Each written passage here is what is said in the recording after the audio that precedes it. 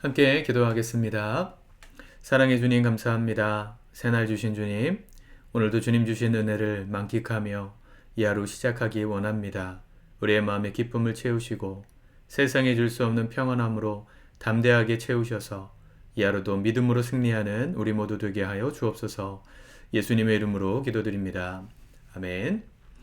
우리 찬송가 21장 함께 찬양하겠습니다.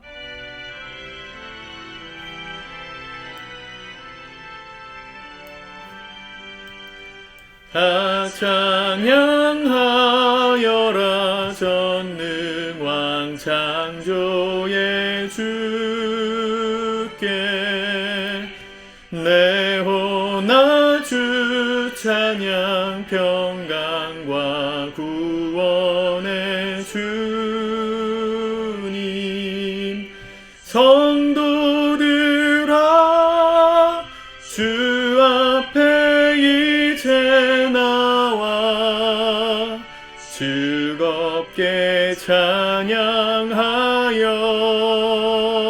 찬양하여라 다 찬양하여라 놀라운 만유의 주께 포근한 날개 민을 품어주시는 주님 성도들아 주님의 뜻 안에서 내 소원 다 이루리라.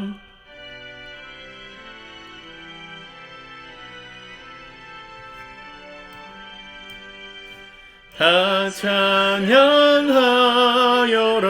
온 몸과 마음을 바쳐 이 세상 만물이 주 앞에 다 나와 찬양 성도들아 기쁘게 소리 높여 영원히 찬양하여라. 아멘. 아멘. 오늘 하나님 말씀은 이사야 56장 말씀입니다. 같이 먼저 읽고 묵상하겠습니다. 56장 여호와께 연합한 사람. 여호와께서 이와 같이 말씀하시기를 너희는 정의를 지키며 의를 행하라. 이는 나의 구원이 가까이 왔고 나의 공의가 나타날 것임이라 하셨도다. 안식일을 지켜 더럽히지 아니하며 그의 손을 금하여 모든 악을 행하지 아니하여야 하나니 이와 같이 하는 사람 이와 같이 굳게 잡는 사람은 복이 있느니라.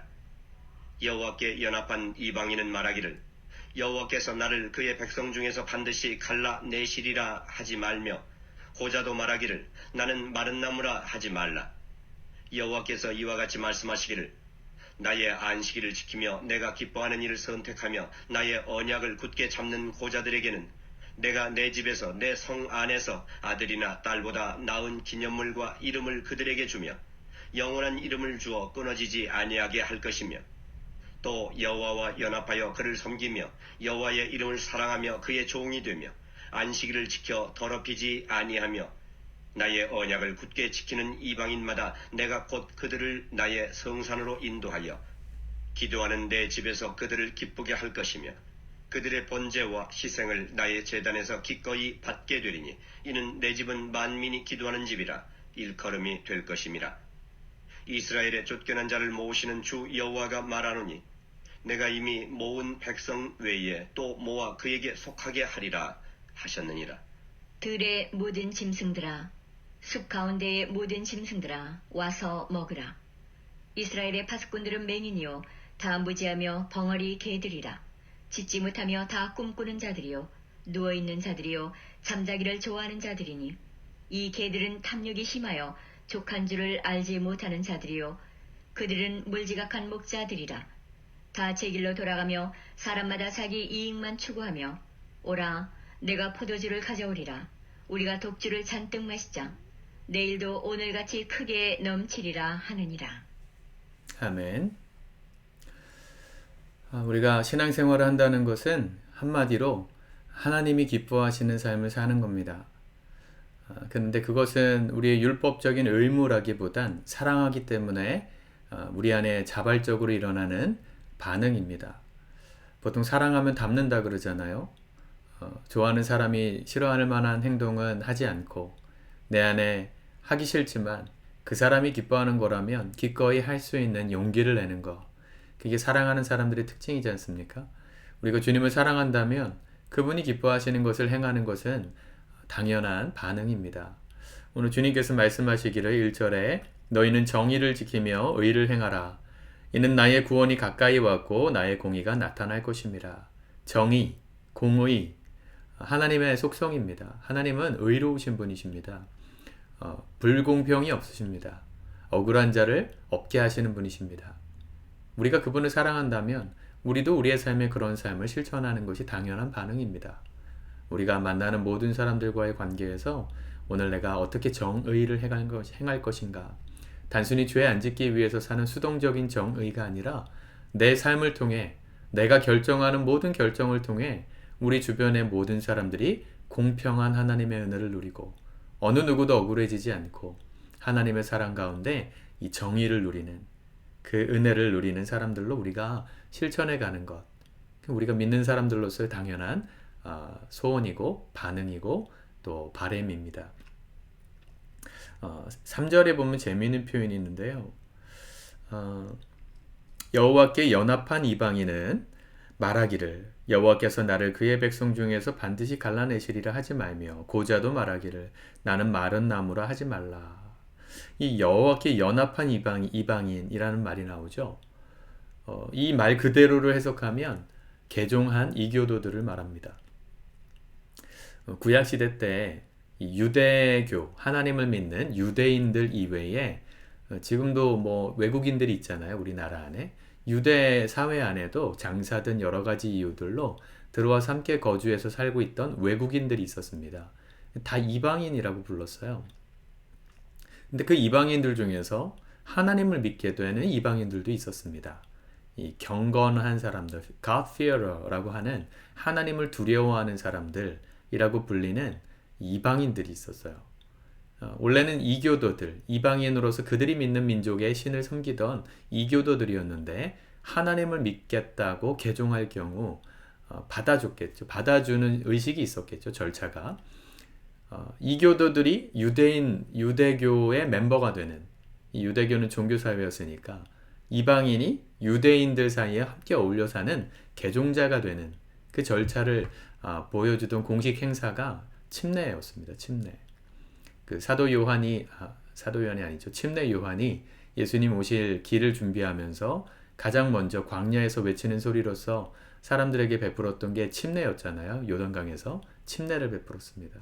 근데 그 침례식이 침례 요한이 만든 게 아니고요. 원래 이교도들이 유대교로 개종할 때, 우리 식으로 따지면 귀화할 때, 그때 이제 하나님을 믿는 사람으로서 새롭게 태어났다는 의미를 담은 의식이었습니다. 침례. 그런데 이 침례가 예수님이 오시고 교회가 세워진 다음에 새로운 의미로서 기독교 안에 정착돼요. 이제는 우리가 육신적으로는 나라가 다 다르고 이방인으로서, 어떤 사람은 유대인으로서 이스라엘 사회에 토박이로 태어난 사람이 있는가 하면 그 당시 유럽이나 수많은 다른 나라들로부터 예수님을 믿게 된 개종자들, 이 사람들을 지칭하는, 이 사람들이 하나님의 사람으로 변화된 사인을 주는 의식으로서 침례식이 쓰여지기 시작합니다. 이해가 되시죠? 그러니까 예수 믿는 사람들에게 침례를 지금도 주는 이유는 단순히 그냥 그거 받으면 뭔가 좋은 게 아니고요. 고백이 담긴 거예요. 우리가 이전에는 하나님이 아니라 세상을 믿던 이방인들이었지만 이제는 하나님과 연합하여서 하나님만 믿고 따르는, 그분을 닮아가는 그리스도인이 되었습니다. 그렇게 살겠습니다. 라는 고백을 담은 그 의식이 침례에 담겨 있다는 것이죠. 그게 연합했다, 이런 표현으로 써요. 이 침례는 물에 잠겼다가 나오는 거잖아요. 잠겼다는 것은 과거에 살아왔던 나의 죄성, 나의 이방인으로서의 삶의 이제 물에 잠김으로 죽었고 물에서 다시 올라오면서 새 사람으로서 변화된 거듭난 영혼이 되었다는 걸 가장 잘 보여주는 의식입니다. 이 침례식은 굉장히 특별한 의미를 담고 있어요. 내년에 우리 10주년에 여름에 할 수 있으면 우리 교회 그동안에 침례를 받고자 했지만 받지 못했던 분들이 계시면 일정교육의 침례 교육을 받고 한꺼번에 우리 침례식을 좀 할까 싶은 생각도 좀 있습니다. 그런 연합한 사람들은 이제부터 내 백성 중에서 갈라내리라 이런 말 하지 말으라는 거예요. 똑같다는 거예요. 유대인과 이방인은 하나님 가르지 않으십니다. 우리는 누구죠? 유대인이 아니잖아요. 우리는 다 이방인이죠. 이방인이었지만 그리스도를 믿음으로 그분과 연합한 자가 된 변화된 존재가 되었습니다. 하나님 안에 한 가족이 되었어요. 하나님 나라의 백성이 되었어요. 그러므로 이제 우리가 어떻게 삽니까? 어떤 은혜를 누리고 삽니까? 5절에 보면 내가 내 집에서 내 성 안에서 아들이나 딸보다 나은 기념물과 이름을 그들에게 주며 영원한 이름을 주어 끊어지지 아니하게 할 것이며 또 여호와와 연합하여 그를 섬기며 여호와의 이름을 사랑하며 그의 종이 되며 안식일을 지켜 더럽히지 아니하며 나의 언약을 굳게 지키는 이방인마다 이런 사람들이 어떤 축복을 주냐면 내가 곧 그들을 나의 성산으로 인도하여 기도하는 내 집에서 그들을 기쁘게 할 것이다. 기도하는 내 집에서 그들을 기쁘게 하실 것. 하나님이 친히 이끄시는, 하나님이 친히 그들의 삶의 주인이 되시는 축복을 주실 거라는 겁니다. 이 땅에서 누리는 부귀영화, 아들과 딸 같은 내 소유라고 생각하는 것보다 비교가 안 되는 영광을 하나님 믿는 사람들의 삶에 허락해 주시겠다는 거예요. 우리가 잘 아는 메시지들이 많이 나오죠. 예수님이 다 인용하셨던 말씀이라는 것도 보이실 거예요. 그래서 7절에 그렇게 내 집에서 그들을 기쁘게 할 것이며 그들의 번제와 희생을 나의 제단에서 기꺼이 받게 되리니 이는 내 집은 만민이 기도하는 집이라 일컬음이 될 것임이라. 예수님이 하신 말씀이시죠. 인용하셨죠. 성전에서 물건을 사고 파는 사람들을 내쫓으면서 하신 말씀입니다. 이 말씀의 핵심은 만민에 있어요. 만민. 기도하는 집이다라는 말은 이 사람들에게 그렇게 낯설게 느껴지는 말은 아니었어요. 근데 이 예루살렘 성전이라는 곳이 누가 기도하는 곳이었을까요? 원래는 유대인들만 기도하는 곳이라 생각했어요. 그런데 하나님이 이사야를 통해 말씀하신 거예요. 미리. 여호와와 연합한 사람. In Christ. 그리스도 안에 들어간 그리스도인들은 이제 누구나 하나님의 성전에서 기쁘게 됨을 누리고 또 그곳에서 예배를 드리면서 하나님께 마음껏 기도할 수 있는 특권을 얻은 존재가 되었습니다. 그게 복음입니다. 유대인들만 누리던 이 축복을 이방인인 우리까지 만민이 모두가 다 누리는 은혜가 주어진 시대. 그게 오늘 우리 시대입니다. 여러분 얼마나 하나님의 은혜를 누리며 살고 계십니까? 얼마나 주님과 연합한 자로 살고 계십니까? 말로는 하나님을 믿는다 하지만 여전히 이방인처럼 내가 믿는 신이 따로 있고 내가 섬기고 따라가고 닮고 싶은 신이 따로 있는 그런 사람이라면 아직까지는 여호와와 연합한 자가 아닌 것이죠. 우리는 침례받은 자가 아닌 것이죠. 그런 사람들에겐 하나님의 기쁨도 기도할 수 있는 특권도 예배도 드릴 수 있는 특권이 없습니다.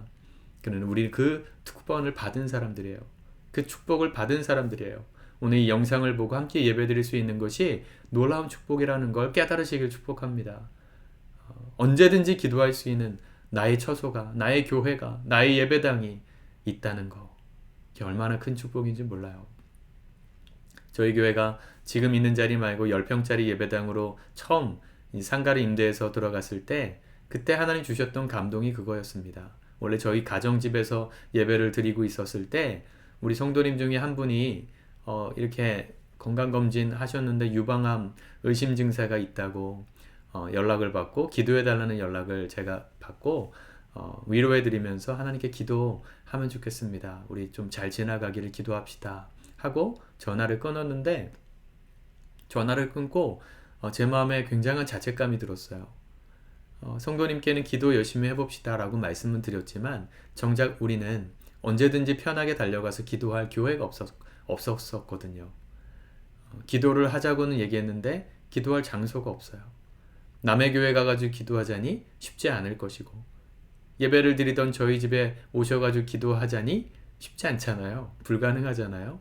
그때 하나님께 처음 기도를 드렸습니다. 하나님, 우리도 마음껏 달려가서 언제든지 하나님 앞에 눈물로 기도할 수 있는 예배당을 주십시오. 우리 성도들이 언제든지 뛰어가서 하나님을 찾을 때 만날 수 있는 그런 예배당을 주십시오. 그런 기도를 처음 드렸고, 하나님 그 기도 받으시자마자 2달 만에 우리에게 정말 모든 과정들을 예비하셔서 10평짜리 예배당에 들어갈 수 있었습니다. 여러분, 우리가 이 기도할 수 있는 특권, 언제든지 예배당으로 달려갈 수 있는 특권이 너무 당연하게 느껴져서 별 특권인가 싶은 생각도 드는 날이 있지만 대단한 특권입니다. 이사야가 이 얘기를 했을 때 수많은 사람들이, 특별히 유대인들은 혼란스러워했을 거예요. 우리만 들어갈 수 있는 성전에 만민이 기도하러 간다고? 그러면 성전이 더러워지는 것 아닌가? 라고 생각했을 거예요. 네. 예수님 시대에도 그 전통이 남아있어가지고 유대인들만 갈 수 있는 마당이 따로 있었고, 이방인들만 들어올 수 있는 마당이 따로 있었고, 여자들만 있는, 그래서 이방인의 뜰, 여인의 뜰, 유대인의 뜰 다 구분해 놨었어요. 예수님 그걸 부수신 겁니다. 성전을 성전 척결 사건의 핵심은 그 모든 이 차별, 구별, 그걸 깨뜨리시기 위해서 성전을 뒤집어 엎으신 거예요. 그리고 말씀하신 겁니다. 내 집은 만민이 기도하는 집이다. 장사하지 말란 얘기도 있겠지만 핵심은 만민이에요. 만민.